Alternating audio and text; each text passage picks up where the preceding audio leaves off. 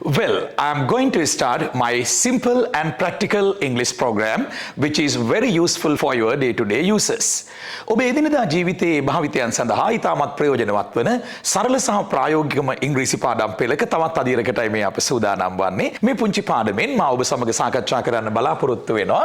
මට ඕනේ ඔයා යන්නයි කියන භාවිතය චිත්‍රපට දෙබස් ඇසුරෙන්. මට ඕනේ යන්න කියලා කියනවා නම් අපි කියන්නේ I want to go කියලයි. මට යන්න ඕනේ. I want to go now. මෙහි now කියන වචනේ යොදනවා නම් වාක්‍ය අවසානයේට තමයි ඔබ යොදන්න ඕනේ. මම යන්න ඕනේ දැන් I want to go now. නමුත් අපි කියනවා නම් මට ඕනේ ඔයා යන්නයි කියලා. ඒ අදහස අපි පළ කරන්නේ I want you to go කියලයි. I want you to go. මෙහි විශේෂත්වය want කියන පදයේ ළඟ to go එකවර යොදන්නේ නැහැ. I want to go නෙමෙයි. I want you to go. දැන් ගොඩක් අය මේක වරද්දන්නේ මෙතෙන්ට to එකක් දාලා I want to you to go කියලා කියනවා. ඒක වැරදි. දැන් අපි කියන්නේ මම යන්න ඕනේ කියලා නෙවෙයි මට ඕනේ ඔයා යන්න. මට ඕනේ ඔයාව යවා ගන්න. මට ඕනේ ඔයා යන්නයි. I want you to go. බලන්න මේ චිත්‍රපටි දෙබස. I want you to go.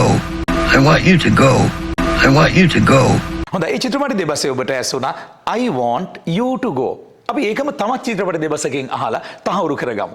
I want you to go. I want you to go. I want you to go. Well, එහි ඔබට ඇසුනේ I want you to go. මට ඕනේ ඔයාව යවා ගන්නයි. ඉතින් ඔබට පුළුවන් බීමත් මිතුරෙක්ව ගෙදෙට්ට යවන්න. මේ වගේ දෙයක් කියලා. මට ඕනේ ඔයා ගෙදර යන්නයි. I want you to go home. දැන් අපි අලුත් උදාහරණයකට යමු. මට ඕනේ ඔහු දැනගන්නයි මේ ගැන. මට ඕනේ ඔහු දැනගන්නයි. ඔහු කියලා කියන්න අපි යොදනවා him කියන පදය. මට ඕනේ ඔහු දැනගන්නයි. I want him to know. දන්නවා කියන්නත් no කියන වචනේ යෙදෙනවා. දැනගන්නවා කියන්නත් no කියන වචනේ යෙදෙනවා. I want him to know. I want him to know. I want him to know. දැන් ඔබට මම පෙන්වන්න යන චිත්‍රපට දෙබසේ ඔබට ඇසෙන්නේ අතීත කාල වාක්‍යයක්. මට ඕන වුණා. මට ඕන වුණා කියන්නේ I wanted. මට ඕන වුණේ ඔහු දැනගන්නයි. I wanted him to know. මේක ටිකක් අමාරු වාක්‍යයක් ආධුනිකයන්ට. මට ඕන වුණා කියලා කියන්නේ අතීතයෙන් I wanted. නැත්නම් I wanted කියලාත් එක ශබ්ද කරනවා බ්‍රිටිෂ් ප්‍රොනන්සියේෂන්ස් වල. I wanted him to know. මට ඕන උනේ ඔහු දැනගන්නයි. I wanted him to know. දැන් මෙතනදී ඔබට ඇසෙන චිත්‍රපට දෙබසේ just කියලා වචනෙකුත් යෙදিলা තියෙනවා. just කියන්නේ නිකං කියන එක. මට නිකං ඔහු දැනගන්න තමයි ඕන උනේ. මට නිකං ඕන උනේ ඔහු මේක දැනගන්න. I just wanted him to know. හොඳයි අපි චිත්‍රපට දෙබස බලලා ඉමු. I just wanted him to know. I just wanted him to know. I just wanted him to know. ඒ චිත්‍රපට දෙබසේ ඔබට ඇසුණා I just wanted him to know. එතනදී I තමයි උක්ත පදේ නැත්නම් ක්‍රියාව කරන කෙනා. ඊළඟට just යෙදෙනවා විතරයි නැත්නම් නිකං කියන අදහස ගන්න. I just wanted කියලා කියන්නේ මට මෙන්න මේ දේ නිකං ඕන වුණා විතරයි. I just wanted ඊළඟට him යෙදෙන්නේ want කියන ක්‍රියාපදය ළඟ. I just wanted him ඊළඟට වාක්‍ය අවසානයේ to වලින් සම්බන්ධ වෙනවා තවත් ක්‍රියාපදයක්. I just wanted him to know. මට ඔහු දැනගන්න එක විතරයි ඕන උනේ. මට යන්තම් මට නිකන් ඔහුට දන්නන්න විතරයි මේක ඕන උනේ. හැබැයි මට දැනගන්න ඕන වුණා නෙමෙයි. දැන් මේක මට දැනගන්න ඕන වුණා නම් මෙතෙන්ට him එකක් එන්නේ. I just wanted to know කිව්වොත් මට දැනගන්න විතරයි ඕන උනේ. මට දැනගන්න විතරයි ඕන උනේ. I just wanted to know.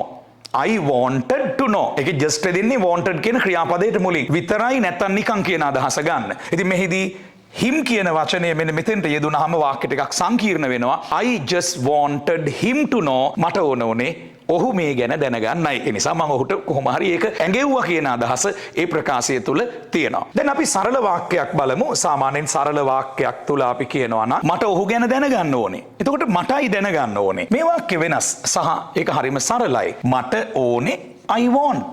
මට දැනගන්න ඕනේ I want to know. ඔහු ගැන about him.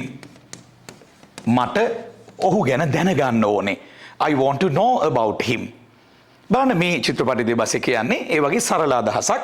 I want to know about him. I want to know about him. I want to know about him. I want to know about him. ඒ චිත්‍රපටි දෙබසේ ඔබට ඇසුනේ සරල වාක්‍යයක්.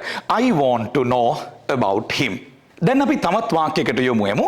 මේ වාක්‍යය ඔබට ඇසෙනවා මට ඕනේ ඇය ජීවත් වෙන්නයි. I want her to live. මට ජීවත් වෙන්න ඕනේ කියනවා නම් I want to live. මට ජීවත් වෙන්න ඕනේ I want to live. මට ඕනේ ඇය ජීවත් වෙන්නයි I want her to live කියලයි වාක්‍ය නිර්මාණය වෙන්නේ. මෙතනදී I want කියලා want කියන පදය ළඟට කර්ම පදයක් අපි සම්බන්ධ කරනවා. her him වගේ පදයක්. her කියන්නේ ඇය. මට ඕනේ ඇය ජීවත් වෙන්න.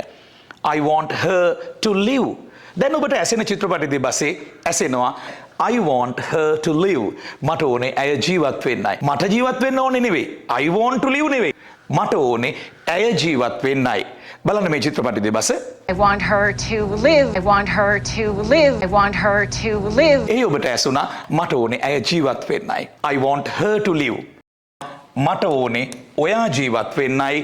I want you to live. මට ඕනේ ඔයා සතුටින් ඉන්නයි. සතුටින් ඉන්නවා කියන්නේ be happy. happy කියලා විතරක් නම් මෙතන යොදන්න බෑ. මොකද happy ක්‍රියාපදයක් නෙවෙයි. to වලට පස්සේ අනිවාර්යෙන් එන්නේ ක්‍රියාපදයක්.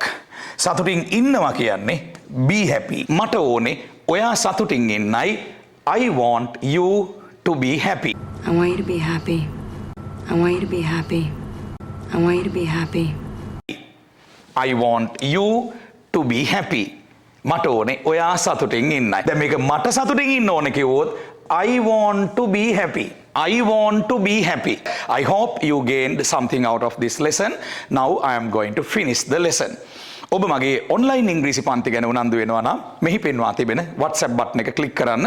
හරිම සරලව හොඳට තේරෙන්න කියලා දෙනවා. පාසල් දරුවන්ට සහ වැඩිහිටියන්ට වෙන වෙනම පන්ති තියෙනවා.